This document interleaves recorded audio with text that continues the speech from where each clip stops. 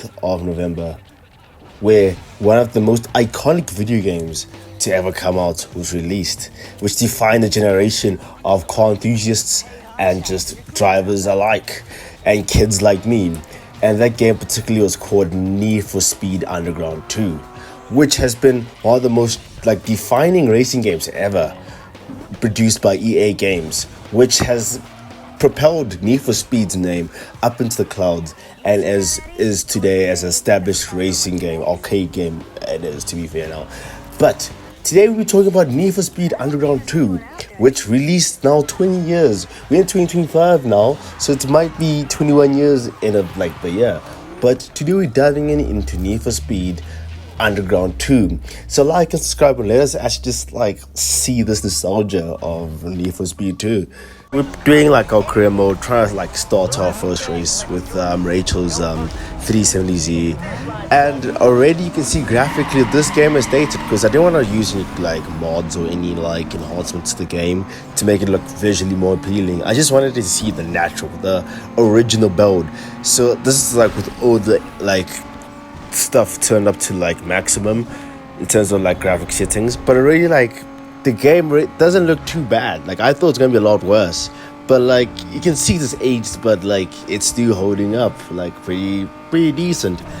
But also already the 370 is actually just destroying everyone right now. But as you can see, even the plane of the sky and stuff, the detail already is insane. And also one thing I miss about games now as I'm driving this race. I'm trying to talk while I'm driving, and I just clicked change camera. But one thing I do miss the most about racing games about this generation was that a lot of product placement. So you just saw previously the Burger King, we just passed by Burger King, a poster. But I miss those time periods because I felt the game was more alive, more in tune, not nowadays with the modern titles where they don't really have those licenses, Best Buy High we just passed. And it's just I want that. I just want to feel that realism. But going into this, it's a circuit race now. Try to focus into the game now. I already the games. Actually the handling is very weird though. It's very arcadey for our time. Going to the second lap now, where entering the second lap now, where the game already. So we're ahead by 7 seconds, just pretty big margin. But I love how just the terms of the traffic too, where the traffic, I remember, makes a big role late on the game, where if you crash, I remember it was at the drag racing, just what just happened right now. I remember the drag races where you can literally just get totaled if you crash, which is actually pretty funny. But if you went to a circuit race, you could not total your car. But passing through the Burger King stand I was talking about earlier, and this car already is really destroying. But it's again for the people who have played Need for Speed Underground 2. We don't own this car. This is Rachel. So the context is that I can't remember the context, to be fair. I skipped the intro. But I'm thinking of Need for Speed Most Wanted. If you guys want to see that, just like and subscribe, and maybe we should make a Need for Speed Most Wanted at some point. But we're leading by 7 seconds already. I use NOS. There we go. We're using NOS. And I remember, I don't know if it's this one or Most Wanted, where the NOS could refill during the race.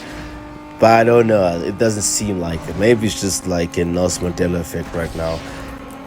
But it's just as you're about to end the lap here, I can see the finish line over there with a big 11-second gap between first and second, and there we land. That's our first dub.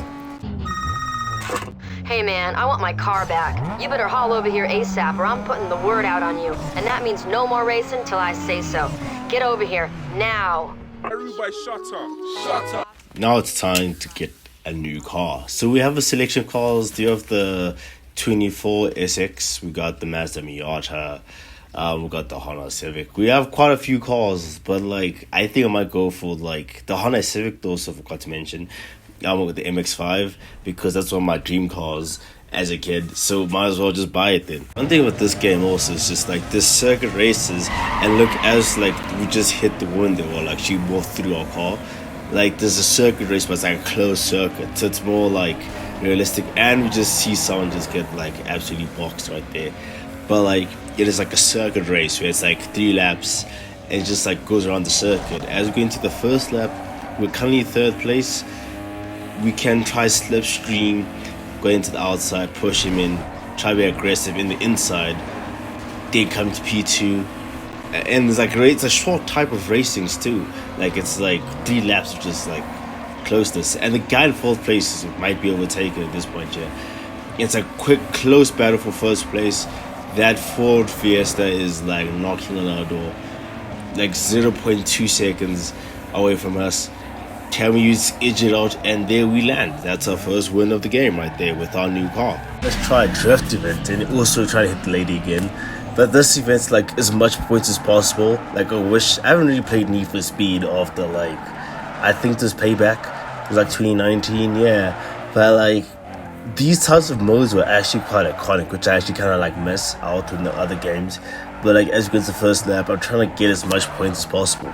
Like the aim is not to be ahead of everyone, but just to get as much points from behind and at least close the gap towards the end, because there's more than enough time. And as you can see, we're cruising 1st place, but not by a big margin. I'm trying to drift, but it's not that like, I'm actually struggling, I can't lie. But like, as we go into the 3rd lap here, trying to get some drift points here into the last lap there. We have 27 seconds to complete the race. We are winning by a big margin there, and there we land. And that's a win for us. That was the drifting circuit. So that's the thing of this game. It's just there's a lot of diversity in racing. Anyway, guys, I hope you have a wonderful day in that new year. 2025 is full of opportunities for us, and let's see what can happen this year. But anyway, guys, see you guys soon. And if you guys want to see a part 2 of this, just like and comment. But anyway, guys, thanks for watching and enjoy the rest of the day. Cheers and goodbye.